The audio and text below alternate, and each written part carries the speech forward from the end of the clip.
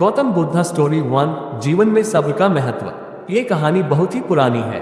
उस समय महात्मा गौतम बुद्ध पूरे भारतवर्ष में घूम घूम कर बौद्ध धर्म की शिक्षाओं का प्रसार कर रहे थे।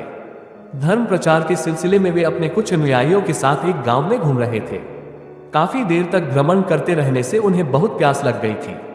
प्यास बढ़ता देख उन्होंने एक शिष्य को पास के गांव से पानी लाने के लिए कहा।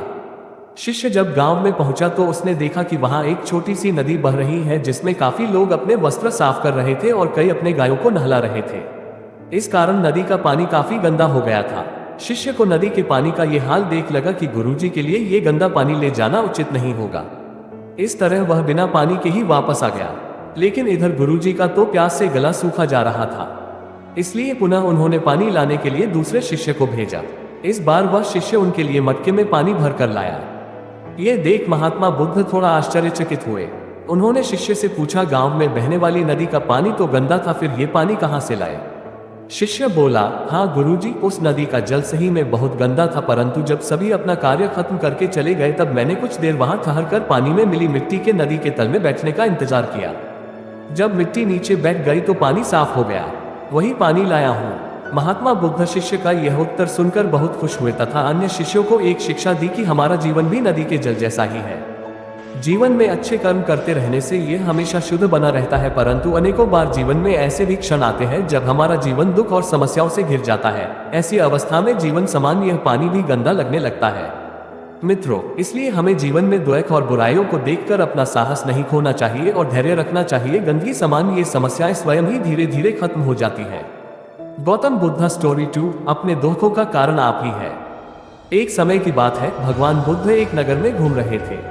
उस नगर के आम नागरिकों के मन में बुद्ध के विरोधियों ने यह बात बैठा दी थी कि वह एक ढोंगी है और हमारे धर्म को भ्रष्ट कर रहा है। इस वजह से वहां के लोग उन्हें अपना दुश्मन मानते थे। जब नगर के लोगों ने बुद्ध को देखा तो उन्हें भला बुरा कहने लगे और बदुआएं देने लगे। गौतम बुद्ध नगर के लोगों की उलाहने शांति से बिना बोलने सुनते रहे, लेकिन जब नगर के लोग उन्हें बोलते बोलते थक गए तो महात्मा बुद्ध बोले, क्षमा चाहता हूँ, लेकिन अगर आप लोगों की बातें खत्म हो गई है तो मैं यहाँ जाऊँ। भगवान बुद्ध की यह बात सुन वहां के लोग बड़े आश्चर्यचकित हुए।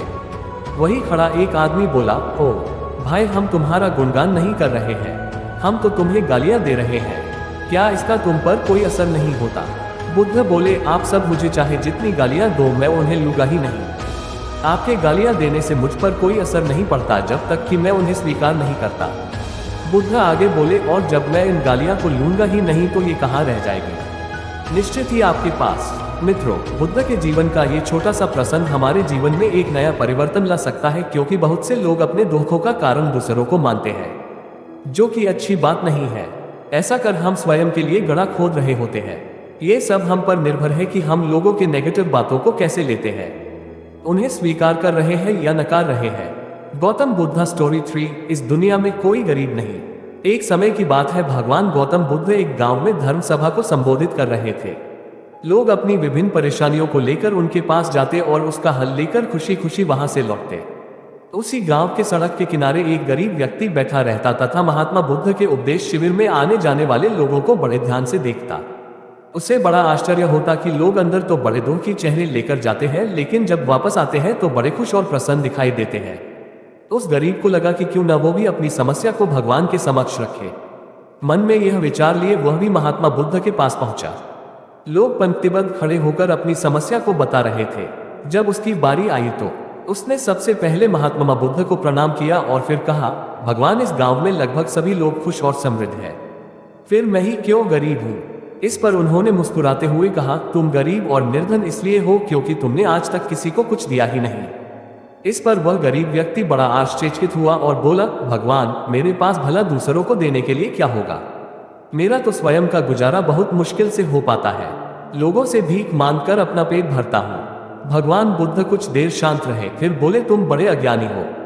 औरों के साथ बांटने के लिए ईश्वर ने तुम्हें बहुत कुछ दिया है। मुस्कुराहट दी है जिससे तुम लोगों में आशा का संचार कर सकते हो। मुख दिया है ताकि लोगों से दो मीठे शब्द बोल सकते हैं, उनकी प्रशंसा कर सकते हो। दो हाथ दिए हैं, लोगों की मदद कर सकते हो। ईश्वर ने जिसको ये 3 चीजें दी है वह कभी गरीब और निर्धन हो ही नहीं सकता। निर्धनता का विचार आदमी के मन में होता है, ये तो एक भ्रम है, इसे निकाल दो। कभी भी मन में निर्धनता का भाव उत्पन्न न होने दो, गरीबी अपने आप दूर हो जाएगी। भगवान बुद्ध का संदेश सुनकर उस आदमी का चेहरा चमक उठा और उसने इस उपदेश को अपने जीवन में उतारा, जिससे वह फिर कभी दुखी नहीं हुआ। बुद्ध हिंदी स्टोरी 4 अहंकार का उपहार। महात्मा बुद्ध के पास सेठ रतनचंद दर्शन को आए तो साथ में ढेरों सामग्री उपहार स्वरूप लाए। वहां उपस्थित जनसमूह एक बार तो वाह वाह कर उठा। सेठ रतनचंद का सिर तो गर्व से तना जा रहा था। बुद्ध के साथ वार्तालाप प्रारंभ हुआ तो सेठ ने बताया कि इस नगर के अधिसंख्य चिकित्सालयों, विद्यालयों और अनाथालयों का निर्माण मैंने ही कराया है। आप जिस सिंहासन पर बैठे हैं वह भी मैंने ही भेंट किया है, आदि आदि कई दान सेठ जी ने गिनवा दिए। सेठ जी ने जब जाने की आज्ञा चाही तो बुद्ध बोले, जो कुछ साथ लाए थे सब यहाँ छोड़कर जाओ। सेठ जी चकित होकर बोले, प्रभु मैंने तो सब कुछ आपके समक्ष अर्पित कर दिया है। बुद्ध बोले, नहीं, तुम जिस अहंकार के साथ आए थे उसी के साथ वापस जा रहे हो। ये सांसारिक वस्तुएं मेरे किसी काम की नहीं। अपना अहम यहाँ त्याग कर जाओ, वही मेरे लिए बड़ा उपहार होगा। महात्मा बुद्ध का ये कथन सुनकर सेठ जी उनके चरणों में नतमस्तक हो गए। भीतर समाया हुआ सारा अहंकार अश्रु बनकर बुद्ध के चरणों को धो रहा था।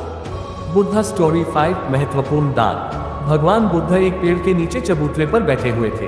हर भक्त की भेंट स्वीकार कर रहे थे। तभी एक वृद्ध आई।